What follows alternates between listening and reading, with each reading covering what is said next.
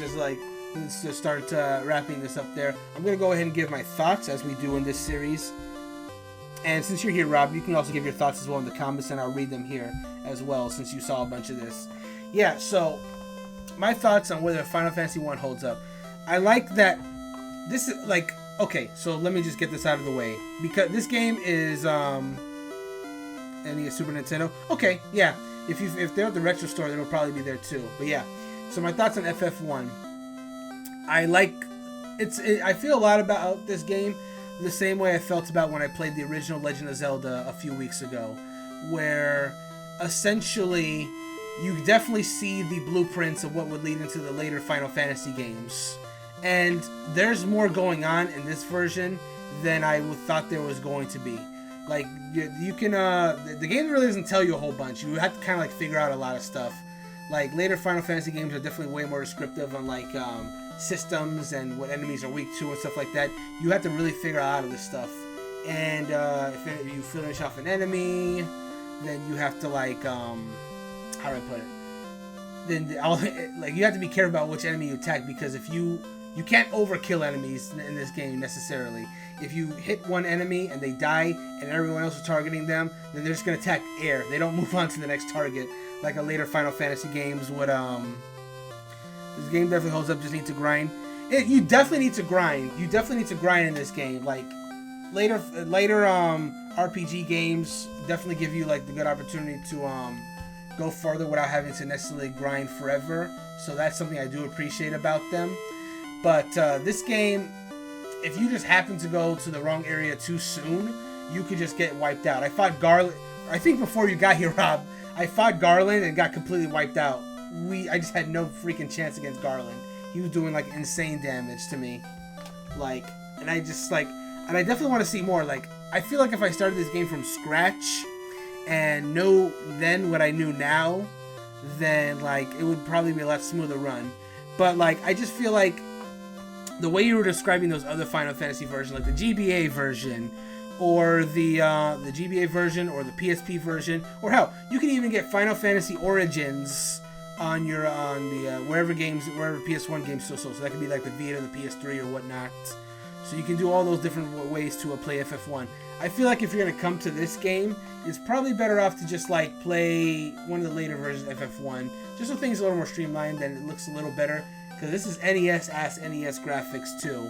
So yeah, we can definitely do this together. Next time you're here, we can run this together, help each other out. And that's something that I really enjoyed about the original FF games too. That I guess in modern day FF14 would be a close equivalent. But a lot of FF games, like, despite the fact that they are RPGs that, you know, seemingly would be like oh, you have Origin as well? You got like every version of FF1, man. You're rocking them all. What was I gonna say? Oh god, excuse me. But yeah, a lot of people would play RPGs together and like help each other out on their quest, and it was kind of fun in that regard. And again, FF14 kind of carries on that tradition in a more direct way by having multiple people play together because it's an MMO, of course. I don't know if you've ever watched this, Rob, but there's this series called Final Fantasy XIV Dad of Light on Netflix. It's a Netflix live-action show, about 7 or 8 episodes long, and it's basically a series about a son who used to play Final Fantasy games with his father, but now that he's grown up and a businessman, his father is like really distant with him and he wants to reconnect with his father. So he buys him Final Fantasy XIV and secretly plays with him under the guise of a different character as a means to get close to his father. It's actually a really touching series, and I would highly recommend it because, like, it's really fun. It's a really fun watch. I actually really enjoyed it. I've actually watched it twice now.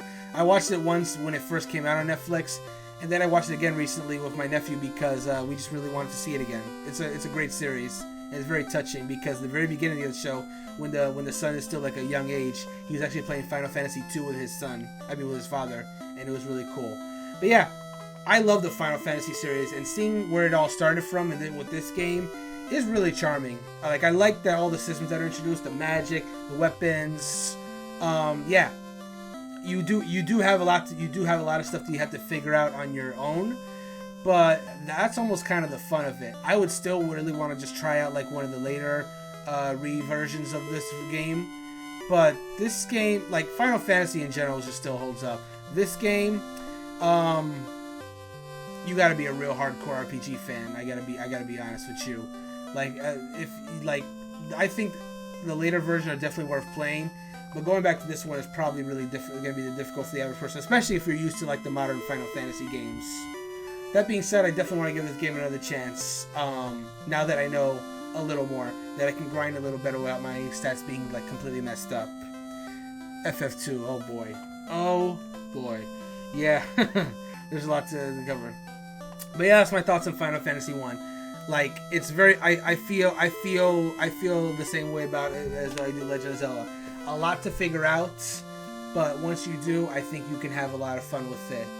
But I think for the average person, you're gonna want to use your suspend points to make sure you don't mess up like I did, where you just like have two of your party members dead, and then the levels are uneven, and then you don't have enough money to save them. You could really mess yourself up, which is why if you're gonna play this, definitely suspend points will help you out. If you're playing this in the NES Classic Edition, that'll really help you out as well to use the suspend points. Don't be afraid to use them. Don't let anyone tell you that you're a pussy for using suspend points, because like, you know, it really helps make old games playable in the modern age, and I think that's especially true for this game too.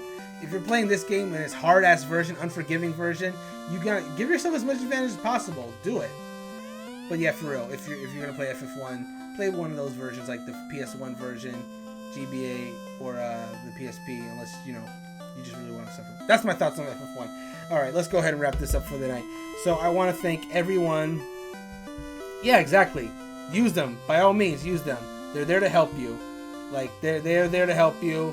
And if you just want to see how the story goes, like, that's, ain't nothing wrong with it. Yes, the Saga Collection does have it as well. So, that'll definitely be helpful for a lot of people that are going to be playing those games for the first time as well. And high speed, yes, that too. So, you definitely use those, because like if you want to experience the history of like your favorite series and enjoy some good RPGs, there's definitely fun to be had there. You just gotta make sure it's to your advantage as well. But I'm also going to point out that the music of this game, like the OG like Final Fantasy theme, comes on when you hit the title screen, and it's so cool to hear how they've kind of iterated on this over the years. It's really neat. And also, I don't think this is an extremely long game either. Like, because it's old, I think the only real time... There's not a whole lot of story, because it's a very old game. Like, compared to later Final Fantasy, which have very deep stories. But, that is how it is what it is. Most of your time is going to be spent, like, grinding enemies to, like, get them nice and strong. Grind against enemies to get your characters nice and strong so you can fight the next boss. And that's pretty much your gameplay there.